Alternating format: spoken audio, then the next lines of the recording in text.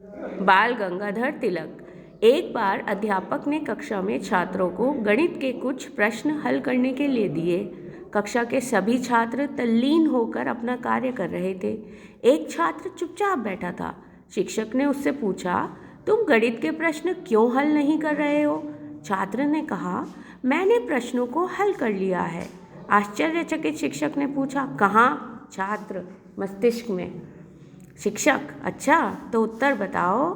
बालक ने खड़े होकर शिक्षक द्वारा दिए गए सारे प्रश्नों को मौखिक रूप से ही हल कर दिया। अद्भुत प्रतिभा का धनी यह बाल गंगाधर तिलक था। बच्चों, ये चैप्टर है आपका बाल गंगाधर तिलक जी के बारे में। हमने बहुत सारे स्वतंत्रता सेनानियों के बारे में बात करी है इससे पहले भी। तो जैसे आप गांधी जी के बारे में पढ़ते हो, लाल बहादुर शास्त्री के बारे में पढ़ते हो, जवाहरलाल नेहरू के बारे में पढ़ते हो, ऐसे ही उसी श्रेणी में आते हैं बाल गंगाधर तिलक। बहुत ही अद्भुत प्रतिभा, यानी कि बहुत ही स्पेशल उनके पास एबिलिटी थी, बहुत ज़्यादा प्रतिभावान व्यक्ति थे वो। और देखो, आपने इस पैराग्राफ में भी देखा कि वो सवालों को बिना कॉपी पे किए ही दिमाग से हल कर लेते थे। तो इतने होशियार वो एक बच्चे थे। तो उन्हीं के पाठ को हम पढ़ेंगे। आगे पढ़ते हैं। बाल गंगाधर तिलक का जन्म 23 जुलाई सन 1856 ईस्वी को महाराष्ट्र राज्य के कोंकण जिले के रत्नागिरी नामक स्थान में हुआ था। अब आप ये लाइन अपनी अंडरलाइन कर लीजिए पेंसिल से, क्योंकि आपको याद रखना है वो कब जन्म हुआ था उनका। 23 जुलाई 1856 को कौन से राज्य में हुआ था, कौन से प्रदेश में हुआ था? महाराष्ट्र में। उनके ज़िले का नाम क्या था? कोंकण। जैसे आपके ज़िले का नाम शाहजहाँपुर है, और जैसे आपका गांव बाड़ी गांव है, ऐसे ही उनका किस स्थान पर हुआ था? रत्नागिरी। इनके पिता का नाम गंगाधर राव और माता का नाम पार्वती बाई था। इसको भी अंडरलाइन कर लीजिए, ये भी आपको याद रखना है। इनका बचपन का नाम केशव था, इसको भी अंडरलाइन कर लीजिए। जैसे हमारे सभी के नाम होते हैं बचपन में, जो भी बच्चा है उसको घर में किसी और नाम से पुकारा जाता है, ऐसे ही बाल गंगाधर तिलक जी को किस नाम से पुकारा जाता था? केशव।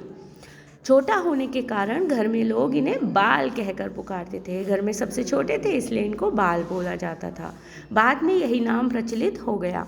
इनके पिता की शिक्षा में गहरी रुचि थी। पिता इनके क्या चाहते थे? वो पढ़ाई में बहुत ज़्यादा लगाव रखते थे, तो उन्होंने अपने पुत्र की शिक्षा दीक्षा पर भी पूरा ध्यान दिया। ठीक है, क्योंकि उनके पिताजी बहुत पढ़ाई में रुचि रखते थे, इसीलिए वो चाहते थे कि उनका बेटा भी बहुत रुचि और ध्यान से पढ़ाई करे, शिक्षा ग्रहण करे। तिलक कुशाग्र बुद्धि के बालक थे। कुशाग्र यानी कि होशियार। उनकी बुद्धि कैसी थी? तेज, बहुत शार्प। ठीक। विद्यालय जाने से पूर्व ही उन्होंने अनेक संस्कृत ग्रंथ याद कर लिए थे। संस्कृत भाषा जो आप कभी कभी पढ़ते हो, थोड़ी सी अलग लगती है आपको, वही संस्कृत भाषा के उन्होंने ग्रंथ ओरली बोलकर मौखिक रूप से याद कर लिए थे। इनकी प्रतिभा से शिक्षक बहुत प्रभावित थे। टीचर्स इनको बहुत पसंद करते थे क्योंकि वो एक होशियार और सभ्य बच्चे थे। गणित, इतिहास और संस्कृत इनके प्रिय विषय थे। गणित के कठिन से कठिन प्रश्न वे मौखिक रूप से हल कर लेते थे। किशोरावस्था के पूर्व ही इनके माता पिता का देहांत हो गया। इनका विवाह किशोरावस्था यानी कि जब ये 14-15 साल के हुए, उससे पहले ही इनके माता पिता इस दुनिया में नहीं रहे। इनका विवाह सत्यभामा बाई से हुआ, ये भी अंडरलाइन कर लीजिए। उनकी पत्नी का क्या नाम था? सत्यभामा बाई। विवाह में इन्होंने दहेज में कुछ नहीं लिया। सन 1877 ईस्वी में बीए परीक्षा उत्तीर्ण कर इन्होंने कानून की डिग्री प्राप्त कर ली। इसके बाद वकालत करने लगे। बच्चों, ये लाइन आई है, विवाह में इन्होंने दहेज में कुछ नहीं लिया। दहेज, जो लड़की की जब शादी होती है तो लड़के वाले उनसे कुछ पैसे या कुछ चीज़ें मांगते हैं, उसे कहते हैं दहेज। तो ऐसा उन्होंने कोई भी मांग नहीं की। ठीक। तो ये एक अच्छी रीति है, इसको आप सब भी अपने परिवारों में आगे चलाएं। फिर 1877 ईस्वी में उन्होंने बीए की परीक्षा उत्तीर्ण कर ली और कानून की डिग्री ली, वकालत की। इसके बाद वो वकालत करने लगे, यानी वकील बन गए। अभी आज हम यही एक पेज पढ़ेंगे, आप सब इसको वापस से रीड करेंगे और समझने का प्रयास करेंगे। इनके जन्म स्थान, तिथि और माता पिता, पत्नी, इनके बचपन के नाम को याद रखेंगे और अपनी कॉपी में लिख लेंगे। ठीक है, इसको आप लोग पढ़िए, याद करिए। अगला पेज हम आपको कल भेजेंगे।